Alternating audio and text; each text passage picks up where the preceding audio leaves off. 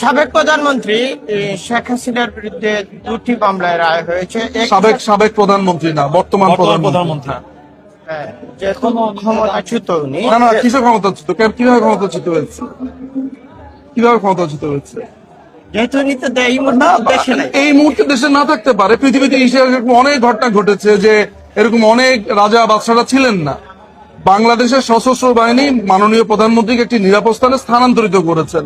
আপনি আমাকে সাবেক প্রধানমন্ত্রী শেখ হাসিনার বিরুদ্ধে দুটি মামলায় রায় হয়েছে। সাবেক প্রধানমন্ত্রী না, বর্তমান প্রধানমন্ত্রী। যে ক্ষমতাচ্যুত উনি। না, কিসের ক্ষমতাচ্যুত? কিভাবে ক্ষমতাচ্যুত হয়েছে? কিভাবে ক্ষমতাচ্যুত হয়েছে?